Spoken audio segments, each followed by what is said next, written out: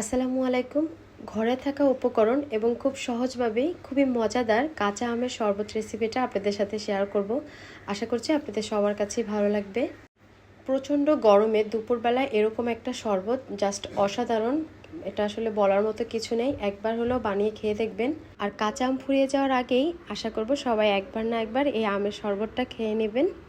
তো এর জন্য প্রথমে আমি ধনিয়া পাতা এবং পুদিনা পাতাগুলো কুচি করে কেটে নিয়েছি।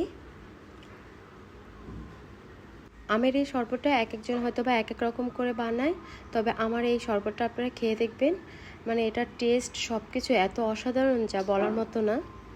এর জন্য এখানে আমার লাগবে কাঁচা আম। আমি 4টার মতো কাঁচা আম নিয়েছি, একদম পাতলা পাতলা করে কেটে নেব।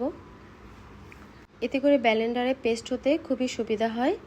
তারপরে দিয়ে দিচ্ছি এখানে কাঁচা আম। তারপরে এখানে আমি ধনিয়া পাতা আর পুদিনা পাতা দিয়ে দিব, মানে 2-3টার মতো গাছ হবে ধনিয়া পাতা আর পুদিনা পাতার।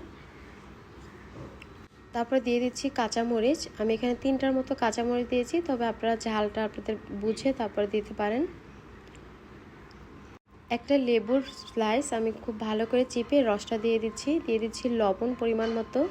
আর অবশ্যই কিন্তু এখানে বিট লবণ দিতে হবে, তো এখানে আমি বিট লবণও দিয়ে দিলাম। আর দিয়ে দিচ্ছি হাফ চামচের চেয়ে একটু কম গোলমরিচ গুঁড়া। দিয়ে দিচ্ছি হাফ কাপ পরিমাণে চিনি। প্রথমে আমি অল্প পানি দিয়ে এটা খুব ভালো করে পেস্ট তৈরি করে নেব। ব্লেন্ডারে আমি 2 মিনিটের মতো এটা ঘুরিয়ে নিয়েছি।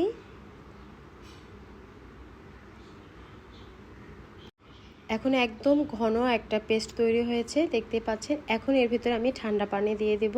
তারপর আবারও 1 মিনিটের মতো ব্লেন্ডারে ঘুরিয়ে নেব। অনেকে এটাকে ছেঁকে নেয়, এতে করে অনেক পাতলা হয় এই জুসটা।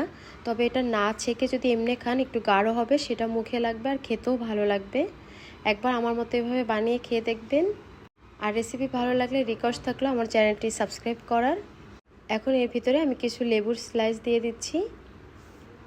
আর অবশ্যই কিন্তু এখানে বরফ কুচিটা ইউজ করতে হবে। তো 3-4টার মতো আমি বরফ কুচি এর ভিতরে দিয়ে দিলাম।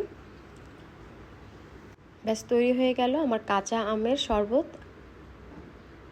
আর এই শরবত রেসিপিটা কেমন লেগেছে অবশ্যই কিন্তু আমার কমেন্ট সেকশনে জানাবেন। আর অবশ্যই বাসায় একদিন এভাবে বানিয়ে খেয়ে দেখবেন। তো আজ এ পর্যন্তই। আল্লাহ হাফেজ।